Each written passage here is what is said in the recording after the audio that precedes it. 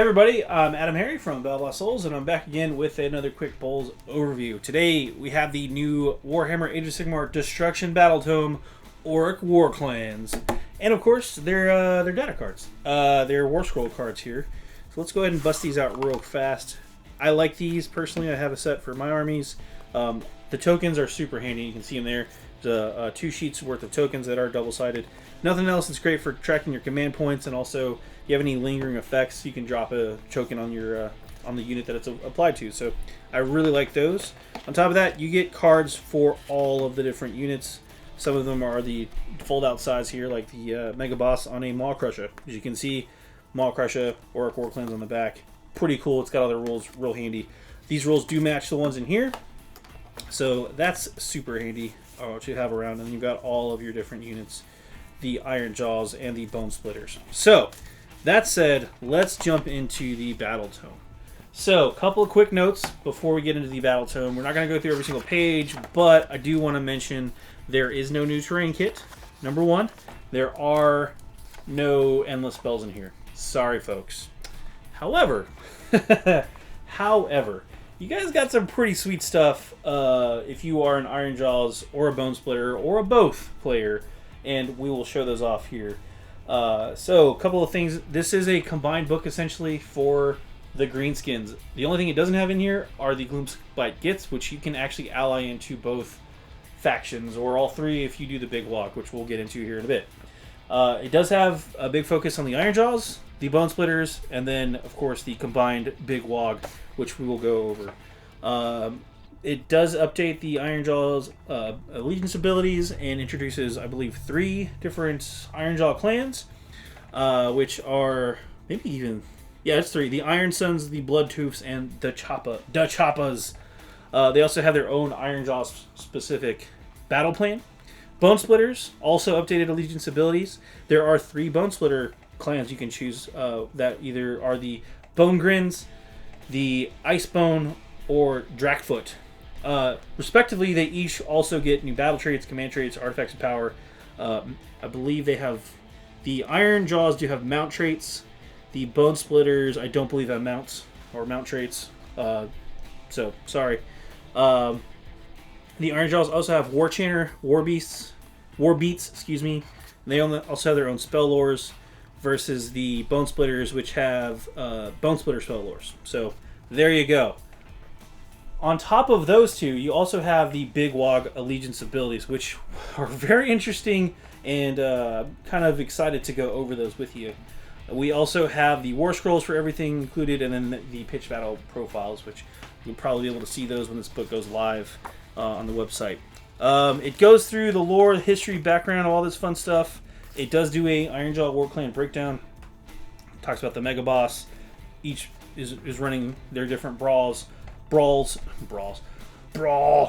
which is dropped into different fists, and those fists have different mobs and their shaman and war chanters and things like that. Their kind of organizational structure. Here we get to the Bone Splitters. We'll back up one. Here's the 3 different war clans of infamy, which we're going to be looking at: the Iron Sons, the Blood Toofs, and the Choppa. Then the Bone Splitters, we go through them. Kind of the similar situation. Organization of a big ruck. There you go. It's really not super organized, but it is to them, dang it.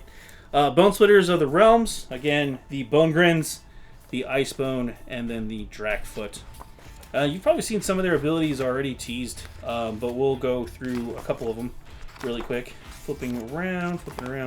We get to the model section, how to paint, which is actually super informative. It's got some pretty nice tips in there at the end for painting different effects. So, very cool stuff. Again, Ironjaw's allegiance abilities. You've probably seen the Mad as Hell thing, which is when they get shot, either in the shooting phase or actually it's any phase. They take any wounds or mortal wounds. If they're further away than 9 inches from the enemy, they can move D6. So if you hit them in the hero phase of magic, they get a D6 move. If you hit them in the shooting phase, they get a D6 move. And if for some reason they take damage in the combat phase and are outside of 9 inches from an enemy, they get a move. It's pretty cool. They have some other cool abilities here. Yeah. I'm not gonna read them all there, but you can see we also get Ironjaw's command traits, which I don't know. I think they're updated, but I don't know for sure because I don't have the old book on me. But we do have the Ironjaw's artifacts of power, some weird trinkets. So you get a pretty good selection of options there. Moving along, here's the Ironjaw's mount traits and the War Chanter beats. Again, these are functions similar to like prayers, so it's pretty cool. And then the Ironjaw's spell lores that are unique to the Ironjaws. Moving on, we've got the 3 different Ironjaw clans. The Iron Sons. Their big ability here is the Iron Sons Cunning. Subtract 1 from hit rolls for attacks made by the enemy units that target Iron Sons units in the first battle round. And then they have their own command ability, command trait, and artifact of power. You get the idea. Bloodtooths add 1/2 run and charge rolls for Bloodtooth units, which is pretty cool. By the way, that's in addition to the Eager for Battle modifier, so that's pretty nice. Then they have, again, command ability, command trait, artifact of power, and then finally the Chiapas, same deal. They've got reroll charge rolls for Chiapa units that are within 12 inches of a terrain feature that is fully or partially in enemy territory. So kind of a weird one there, but kind of cool at the same time. Moving on, they've got, again, a command ability, command trait, and artifacts of power. Tornado Destruction is their battle plan. Then we get into the Bone Splitters. Same deal. They have their own allegiance abilities, which I'm not going to get into. Things you might not be aware of. Warpaint's still around. Roll dice each time you allocate a wound or mortal wound. On a 6, that wound is negated. So, pretty handy Warpaint stuff there. Command traits, shamanistic quirks as well. For their wizards. Bone Splitter artifacts, which are nice. And then spell lores, so they get all the same stuff. Again, they don't get endless spells, but they each get their own set of spell lores.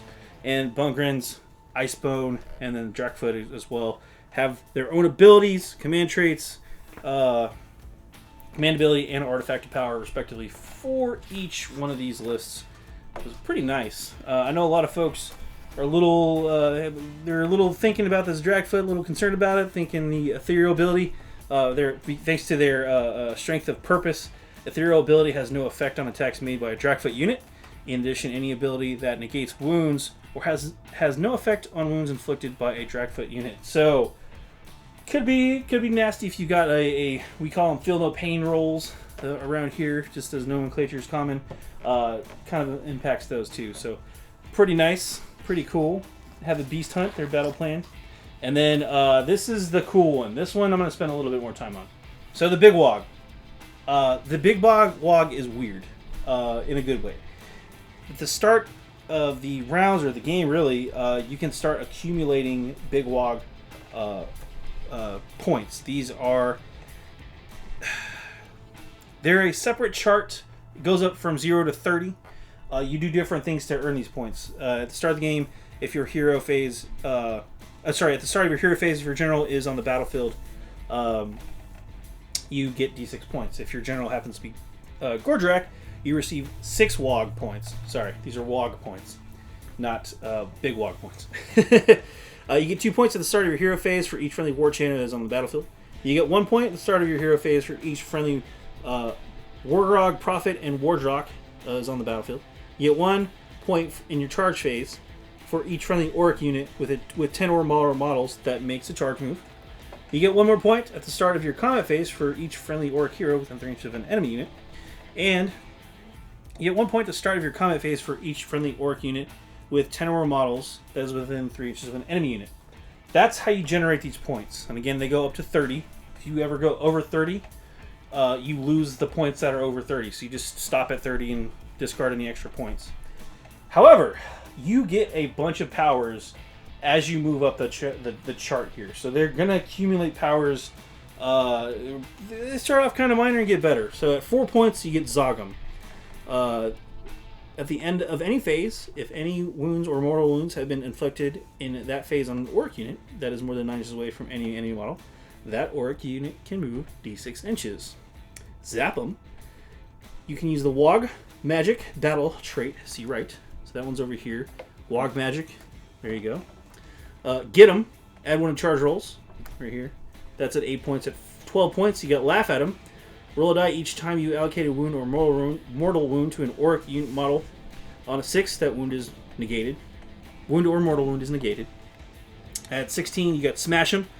Add 1 to hit rolls for attacks made with melee weapons. You got 20 is Bash 'em. Add 1 to wound rolls in melee. And then 24 is Call the Wog here. Your general can use the Big Wog command ability, see right. So then you've got these different abilities over here. But what's cool about this chart is those effects are all cumulative. Yeah, buddy. The only way to lose those points is if you do the Wog ability, and that lets you do a bunch of really, really cool stuff. The Big Wog right here. At the end of any phase, you use a command ability, you must roll a die. On a 1, you reduce the Wog points of your army to 0. On a 2 through 5, you have them. And then on a 6, nothing happens. You get to keep all of your points. You stay juiced up and ready to fight. So if you're at 24 points and you call a Wog, you drop down to 12. You still get Laugh at him, which is pretty nice. So these abilities are really cool because it kind of combines the Ironjaw's abilities and the Warpaint ability from the Bone Splitters into one big thing, and then a bunch of stuff on top of that too. So I feel like the Big Wog, if you're going to run both units or both versions, I feel like that's a really good option to do.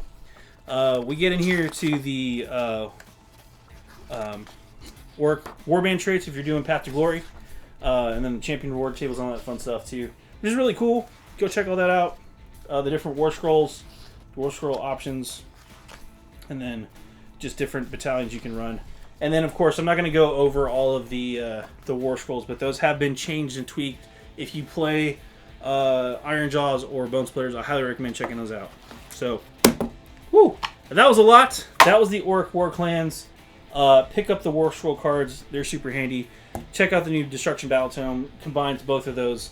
And, of course, if you play Gloomspite Gits, they can ally in here just fine, which is pretty sweet. They're in the ally chart. So, that's been all from us here, Bulls. I'm AdamHarry. Thanks for watching.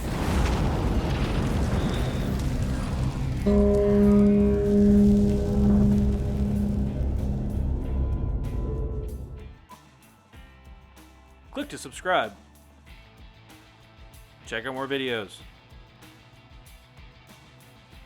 And thanks for watching.